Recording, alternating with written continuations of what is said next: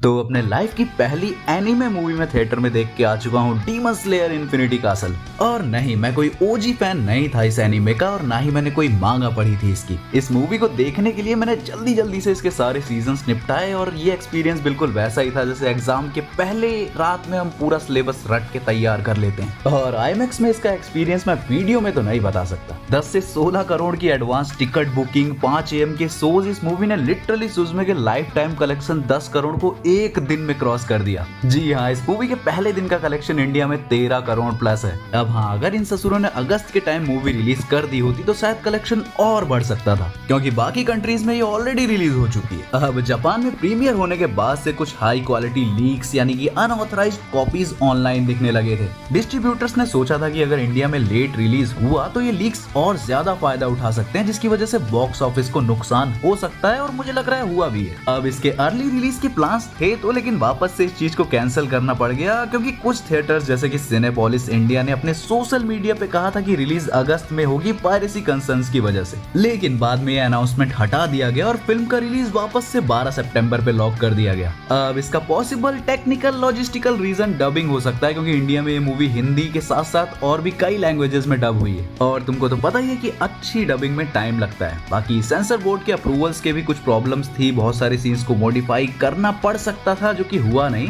अब इसके अलावा डिस्ट्रीब्यूशन लॉजिस्टिक्स का भी प्रॉब्लम होता है, क्योंकि थिएटर स्केड्यूलिंग, प्रमोशंस, प्रिंट्स या डिजिटल फॉर्मेट्स तैयार करना सब थोड़ा बहुत टाइम लेते हैं। और साथ में ग्लोबल रिलीज कोऑर्डिनेशन भी एक प्रॉब्लम हो सकता है, क्योंकि फिल्म का world wide roll out schedule भी मैटर करता है। कुछ देशों में पहले रिलीज होगी, कुछ में बाद में। हालांकि यूफोर्टेबल की तरफ से कोई भी ऑफिशियल स्टेटमेंट नहीं है, तो तुम कोई सा भी रीजन ले सकते हो इस चीज का, लेकिन नुकसान तो हुआ है। खैर, ये सब छोड़ो, मूवी की बात करते हैं। तो मूवी तो तुम्हें पता ही है कि अच्छी होगी, लेकिन इसे अगर पॉसिबल हो, इफ पॉसिबल, तो थिएटर में ही देखना, तुम बहुत बड़ी चीज मिस कर दोगे। और हाँ, ये मेरे पिछले कुछ वीडियोस की तरह कोई पेड प्रमोशन नहीं है। साला मुझे समझ में नहीं आता तुम लोगों को मेरे पेड प्रमोशन से दिक्कत क्या है। मुझे लगता था कि मैं अपनी ऑडियंस को जानता हूँ, अगर उन्हें पता है कि मुझे पेड प्रमोशन मिल रहे हैं तो वो इस चीज को लेकर खुश होंगे, समझेंगे।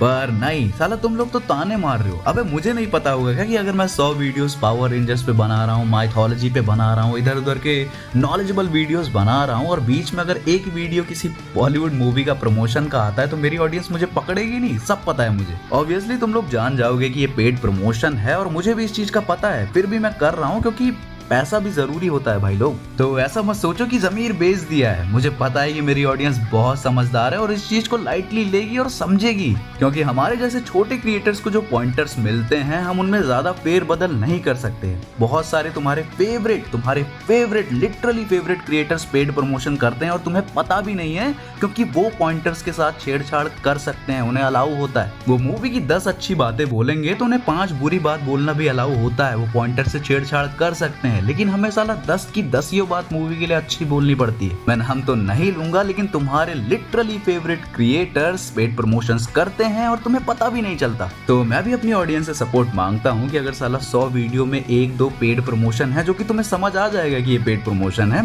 उसके लिए कम से कम ताने तो मत मारो बे। खैर, सपोर्ट तो तुम लोग करते ही हो। इस सब के अलावा वापस से आते हैं मूवी पे। तो मूवी तो तुम लोगों को पता चल ही गया होगा कि बहुत अच्छी है, और तुम लोग तो ऑलरेडी मुझसे बड़े फैन हो गए डीमन स्लेयर के। मेरे लिए डीमन स्लेयर देखना बेसिकली ऐसा था कि जैसे कोई फैन 2008 से एमसीयू को फॉलो कर रहा है और कोई फैन अचानक से 2018 में इन्फिनिटी वॉर देख के फैन बन गया है। तो मैं एकदम नया वाला फैन हूँ एनिमे का। तो तुम चाहो जापानीज में देखो, तमिल, तेलुगु, इंग्लिश में देखो, डबिंग देखो, कुछ भी देखो जिसमें तुम्हें कंफर्टेबल हो, कोई तुम्हें जज नहीं कर रहा। मूवी का इमोशनल वेट बहुत ज्यादा था। जब भी कोई अपर मून डीमन किसी हाशिरा से लड़ रहा था तो तुमको साला धक धक होगा कि अभी मेरा फेवरेट हाशिरा मर ना जाए कहीं। और पूरी मूवी में फाइट के दौरान तुमको लिटरली बहुत सारे ऐसे मोमेंट्स मिलेंगे जब तुमको लगेगा गया, खत्म, टाटा, बाय बाय। मूवी में एक हाशिरा की डेथ भी हुई है, बताऊंगा नहीं किसकी, उसके लिए तुमको मूवी देखनी पड़ेगी। और हाँ, बहुत सारे लोग मूवी की स्लो पेसिंग और फ्लैशबैक्स को लेके कंप्लेंट कर रहे हैं, जो कि मुझे नहीं लगता कि सही है। कोई भी मूवी दुनिया में ऐसी नहीं बन सकती जो स्टार्ट टू एंड बस फाइट ही दिखाती रहे, और दिखाएगी भी तो तुम्हें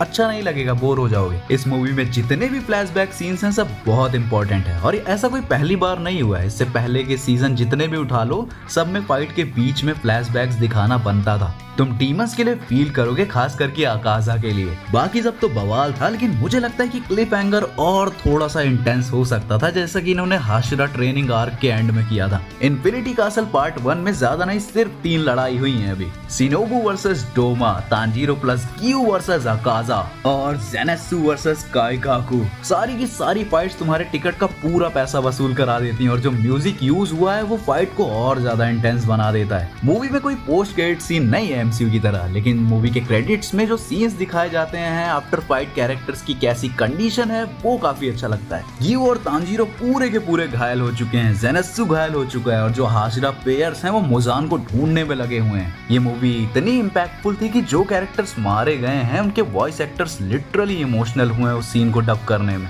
जाओ भाई, जैसे भी करके जाओ, लेकिन थिएटर में जरूर देखना इस मूवी को। बाकी मुझे जॉब के लिए लेट हो रहा है तो रिकॉर्डिंग बंद करनी पड़ेगी। बाकी मिलते हैं किसी और वीडियो के साथ, तब तक के लिए बी वेबटास्टिक, बी फैंटास्टिक।